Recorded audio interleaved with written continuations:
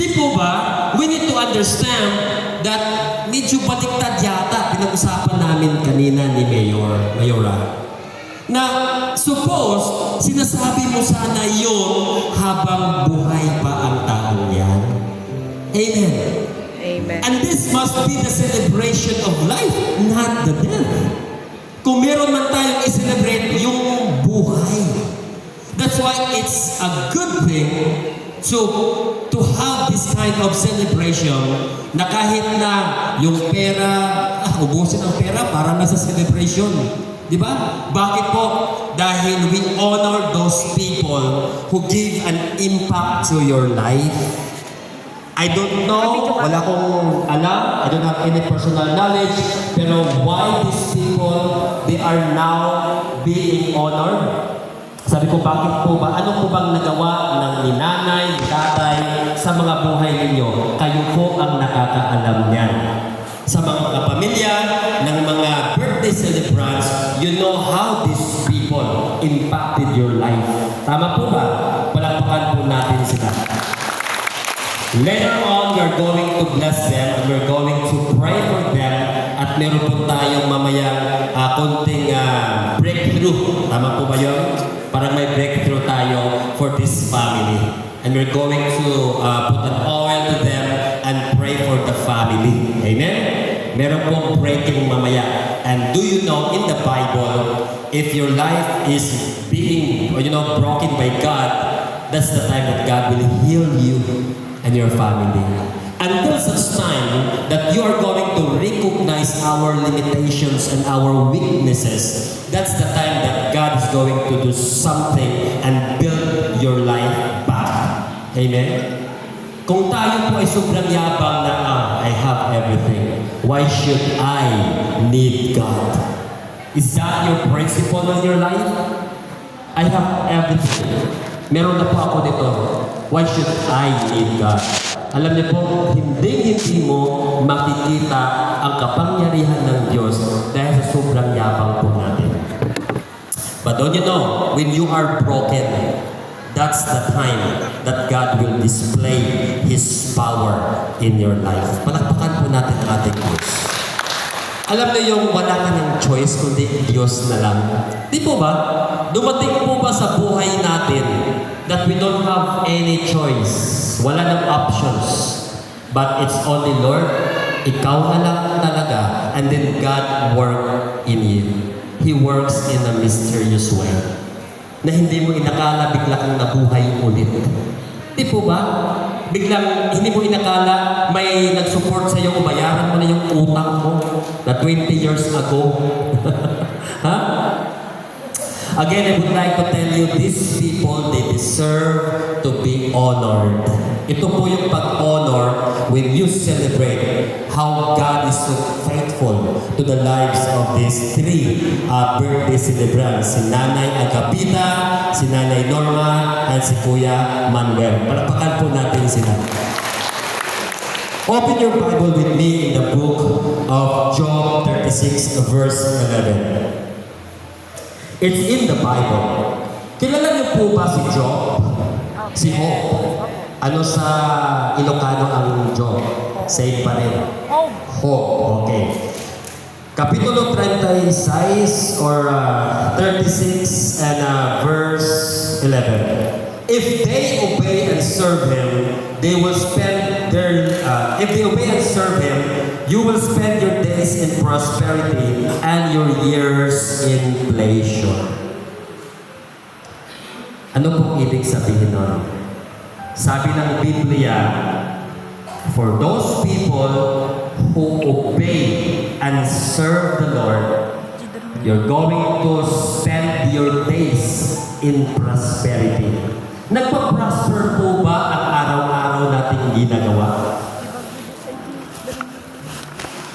Binibigyan o tinutugon po ba ng Panginoon ang lahat ng pangangailangan natin? Look at the person next to you. Di ba magandang-maganda? Sabihin mo sa katabi mo, Mads, ang maganda-ganda mo ngayon. Pastor, ang ganda-ganda. Naka-make up yan. Tapos hindi mo in-appreciate. Grabe naman kayo. Sabi mo sa kanya, ang puging-pugi mo ngayon. Sige, Sige, sabihin mo sa katabi mo. Di ba? Smile! Kanina pa yan nagpapansin sa iyo. Nag-make up po yan kagabi, hindi na naligo kanina.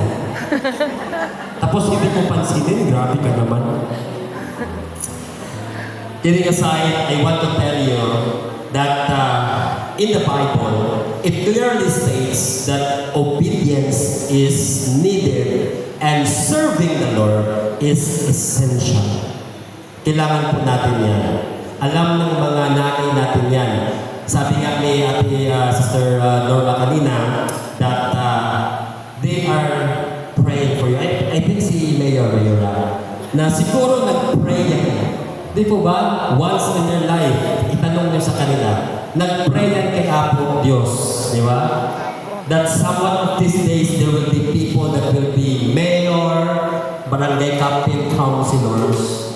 They, once in their life, I think and I believe that they pray to God. And it happened today. It happened today. That's why I tell you, when you obey and serve God, you will spend your days in prosperity. Ibig sabihin po, kumusta na po yung mga plano sa buhay natin? Nagpa-prosper po ba? Baka ang problema lang po niya ay pag-obey and serve the Lord. Pangalawa, ito yon para sa mga 50 years old and above. Sabi sa Biblia, Job 36:11, spend your days in prosperity and your years in pleasure. Ibig kong sabihin years, if you look at in the Hebrew Bible, it translated into old years. Yung tinatawag natin parang retirement period of our lives. And your years in pleasure. I would like to ask everybody, how's your retirement period? Bishop, nakakuha na po ako ng senior citizen. Di ba? Meron na kayong dalawang citizen. Filipino citizen and senior citizen. Congratulations. Alam niyo po ang pinakamaganda, may pangatlo pang citizen. Yung tinatawag nating heavenly citizen. Palakpakan natin si Jesus. O kumplito rin ka, Gusta. Kahit nawala na yung dalawa, kahit yung pinakanahuli po ang importante, yung heavenly citizen po tayo. Time will come, mga kapatid, according to the Bible, that if we came from the dust, and everybody returns to dust. My question to you is that, ito pong sinabi na kasaad sa banal na kasulatan, sinabi po dito, obedience and service. Do you serve and do you obey God? Don't think about religion. Think about yourself and God. Do you have principles in life that is connected to God? That's my question to you. Kung meron po, praise the Lord. Because the Bible or God promised to you that you will spend your years in pleasure. Pleasurable po ba ang buhay natin in our retirement period? Example, meron po akong in-interview, maraming na po. I have done my research, Mayor. I went through the street and there are people who are beggars. Alam mo yung sa dyan sa Bitama nila, marami po dyan naghihingi na lang ng pera sa kalye. Di ba nakikita po ninyo yun? Iwan ko dito sa, parang wala yata dito Mayor pinagpala talaga ang Quezon. Palakpakan natin ng person. Of course, may mga taga-Bayongbong dito, may mga bambang.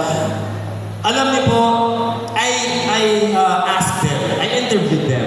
Tinanong ko po sila, nanay, tatay, noong time po ba na malakas pa kayo?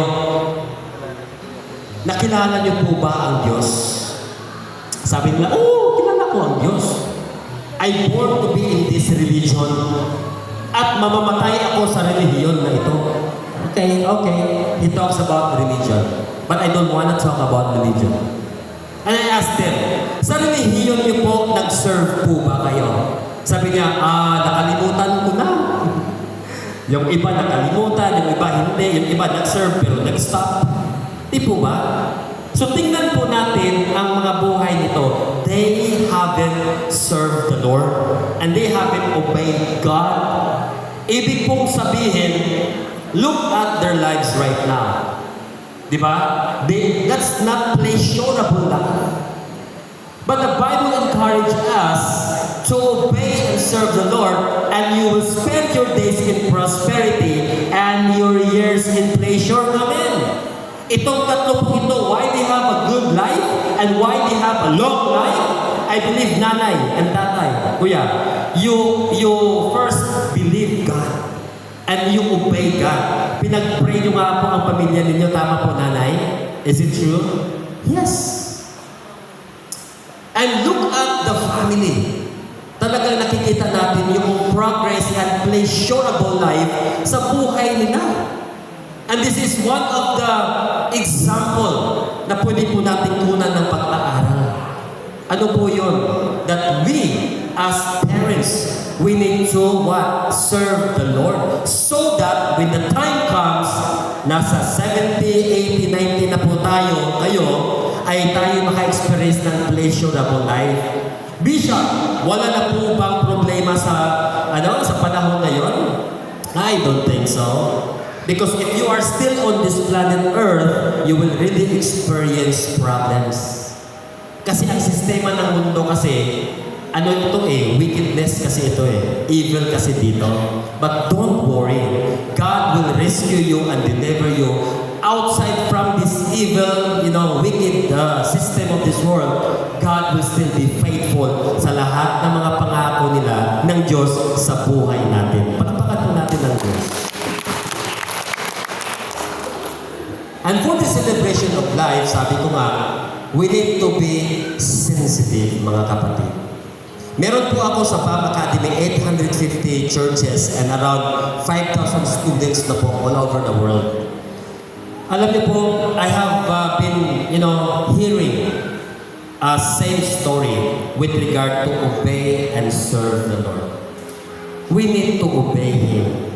Not only believing Him, but obeying and serving.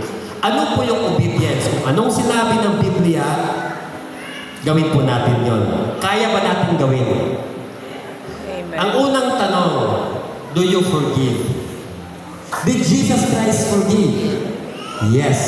Sabi nga niya sa John chapter 14 verse 12, if you really believe in me, you will also do what I have been doing. Ibig kong sabihin, kung naniniwala at nanampalataya tayo kay Kristo Jesus, tayo ay susunod sa kanyang mga sinabi. Tanong, did He forgive? Yes or no? Yes. Yung panahon na pinako po siya sa cross, di po ba? Masakit po yun. I-try natin ngayon. Ay, awag na lang, di ba? Sino mag-volunteer? O walang mag-volunteer, ipako sa cross. Tingnan natin kung makapagbigay ba niya siya ng forgiveness. Nung time na ipinako ang ating mahal na Panginoon sa cross, anong sinabi po niya? Unang sabi niya, the 7 last word, di po ba? Father, alam mo po yan, nanay?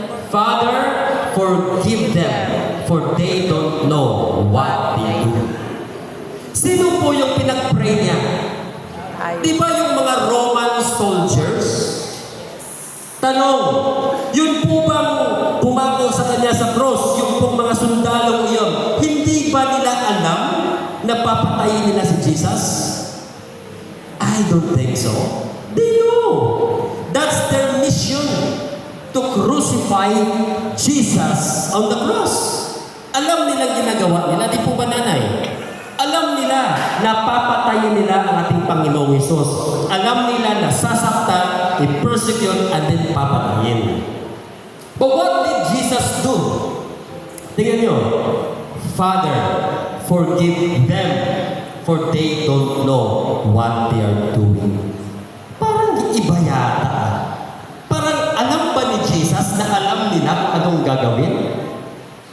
So what happened there? Anong nangyari doon?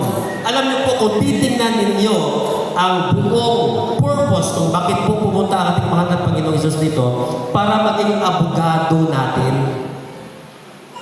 He became our mediator, our savior, our lawyer. Di po ba? So kung may lawyer po, paano ka isi-save sa kaso mo? Jesus Christ knew that these soldiers, mga wala po itong ginawa, kundi just to follow the sabi ng governor, sabi ng sa Galilee, yung governor doon. But I will tell you that during that time na pinag-pray ni Jesus Christ, yung pumako sa Kanya, nasaktan ng labis po ang ating tagapagligtas. But still, He prayed and He forgave those people. Si Jesus Christ, alam niya kung paano tayo ililigtas. He became your attorney. More than that, He became your Savior. Ganyan po ang ating mahal na Panginoong Diyos. Ngayon, sabi niya, do also what I do. So kung Jesus Christ, ang ating Panginoong Isus, ay nakapag-forgive, can you forgive? Display na right 30 seconds. Di ba? Iisipin niyo pa lang ngayon yung, di ba, nakautang sa inyo na hindi pa nagbayad. Parang mababago yata yung mukha natin. Huwag na lang mag-erase. Settings. Di po ba? Very simple of obedience. But it's hard for us to do. Of course, very hard. Pero ano pong importante? Obedience nga. If you forgive, and if you do what Jesus Christ has been doing, I tell you, you will spend your days in prosperity and your years in pleasure. Sabi doon, children, obey your parents and honor them in the Lord. Di po ba? O ngayon, bakit po? That's the only thing, the only commandments of the Lord na meron po blessing. May promise, and you will have long, blessed life.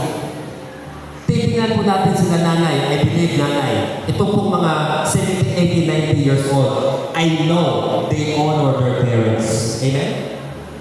Kaya nga po yung hindi marunong mag-honor ng parents, I tell you, hindi po mahaba ang buhay ninyo. Kaya kung pwede pa tayong magbago, baguhin na natin ang ating buhay. Amen po. Parang galit na kayo sa akin Bishop, pumunta ka ba dito para pagalitan kami? Sorry, but that's the word of God. Amen? Should I close my mouth to tell you? I don't know, but alam ko po, nangungusap ang Diyos sa bawat isa sa atin. And today, as the celebration of life, I want to tell you that God loves you very, very much. And nanay, I tell you, meron pa ako 94 years old sa aking Bible school. Gumagawa pa po ngayon ng thesis. 94 years old, Mayor! Gumagawa pa ng thesis. Nagtatanong pa, Bishop, saan ko po ba ilalagay dito ang conclusion? Sister Nora, alam mo yun, kilala mo yun. May mga Bam Academy students ako dito. Kitang-kita via Zoom. Nagtitake note pa si nanay. Nagtitake note. 94 years old. Nay, mag-aral kayo ng Bam Academy, Nay, ha? Mag-enroll kayong tatlo sa Bam Academy, ha? Pagpakan natin si nanay. Mag-enroll yata kayo, ha? Oh, di ba? 90 years old, di ba? Si Nanay Vicenta, taga-Calamba, Laguna. Andun sa, graduation. Sana ngayon makapunta kayo sa graduation. I-invite ko po kayo. Alam niyo po, during that time, na si Nanay Vicenta ay makapagsulat pa, na-encourage ang buong Bam Academy. Yung 70 years old, 60 years old, biglang lumakas yung katawan. Because the 94 years old still now doing her thesis. Gumagawa pa ng research. Ipapasa, nag-submit na nga ng hypothesis, theory, mga academic excellent data. Di ba alam niyo yan, mga teachers, di ba? Mga professionals. Gaano kahirap ang thesis gawin? Ako po ay graduate ako sa LCUP ng Masters of Educational Management. Alam ko po yung gaano kahirap ang paggawa ng thesis, pero si Nanay Vicenta, 94 years old, ang lakas-lakas pa. Ngayon ang tanong mo sa atin, bakit po ba kayo, kapag sabihan mag-aral tayo, biglang sumakit yung likod, aray ko po. Nanay, mag-masters ka. Anong masters? Sumakit ko ng katawan ko. Hindi po ganun. Because God has given us a strength enough for the day and every day. Amin po ba? Next po, kung iisipin natin 94 years old, malakas na katawan, a very good sight, a very good mind, tayong mga 60, 50, 70 years old, naku, nagbibinatang pa lang po kayo. If you are 60 years old, 50 years old, nagdadalaga pa lang kayo Tingnan mo yung katabi mo, sabihin mo, nagdadalaga ka pa lang. Nagbibinata ka pa lang. Huwag sumakit yung likod mo dyan. Amen! Pwede pa tayo makakain ng lechon. Hindi na. Hindi na. High blood? Hindi. Sabi nila, ang high blood daw ay nasa, balat. Totoo ba yun, Mayor? Ang high blood daw nasa balat ng lechon. Hindi po yun. Mali po yun. Ang balat nasa buto ng lechon. Totoo po yan. Tingnan niyo po ito. Pagdating ninyo sa birthday celebration, buto na lang ang naabutan ninyo. Hindi ka high blood rin. Biglang 300 over 150 sa alam. Naghahanap ng balat. Ha? Kaya nasa buto ang high blood, walang sa balat. Mga kumakain ng lechon, no? Getting aside again to my conclusion, I would like to give this word to you. Stay in a blessed life. Stay in a godly life. Because time will come. Sabi nga, pinag-usapan namin, when we live on this planet Earth, kapag aakyat na po tayo, at least may masasabi ang ating mga kamag-anak doon po sa kung saan tayo ibinurol, di ba? Totoo, that's the reality in life, you know? You cannot escape death. You can, I tell you. Pero sa panahon na yon, ano po ba ang masasabi ng mga nag-iwan natin? Hello? And that is where I come in this time. Kahit na nahihirapan pa kung pumunta talaga dito, I tell you, it is 2 weeks of our graduation doon po sa Metro Manila. Nung in-invite po ako ni Sister Nora, sabi ko, parang hindi kasi I supposed to be focusing on my graduation day. Marami po talaga. Hindi na ako tumatanggap ng mga invitation. Just a month ago. But I tell you, bigla, tama yung sinabi. The Word of God spoke to me. Go. And this is why I am here today. And perhaps God is talking to you. Why I am here. Kahit na, first time in my whole life. Diba? Gumaganon-ganon. Iba pala ang Nueva Vizcaya. Zigzag pala itong lugar. Ano yung salita na yun? Sabi ko, welcome to Nueva Vizcaya na pala ito. Di ba gumaganon? Parang umaalon-alon na yung ano ba? Ano to? Bus or barko? Pero nakaabot ng safe kagabi. Salamat Sister Sheila, at saka si Sister Nora. Ang Yeso Church po, Apostol Elizabeth, Pastor Regina, palakpakan po natin sila po. Welcome, in-assure po nila ako kagabi, and I'm so much blessed. Pagpalain po kayo ng mahal ng Panginoong Diyos. Amen po. And this is the word of the Lord. Keep it with you. Alam ko po, nangungusap ang Diyos sa bawat isa. Amen. Tell the person next to you, pagpapalain ka ng ating mahal na Panginoong Diyos. Pagpapalain para sa the person next to you. May I ask everybody to please stand? And this moment po, we are going to pray for the birthday celebrants. May I ask the boy? Pwede ko po ba silang tawagin dito po sa harap? And the family as well.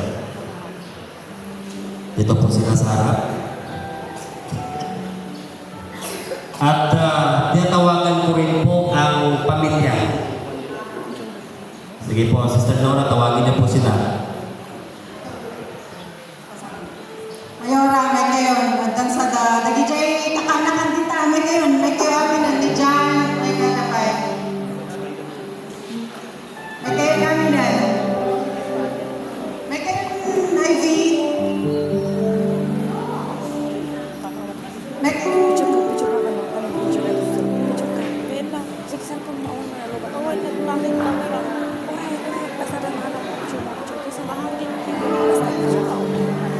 Kamera nga yan, Okay.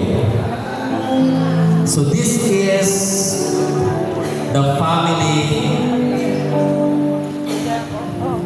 na nag-birthday celebrate, nag-celebrate ng birthday ngayon.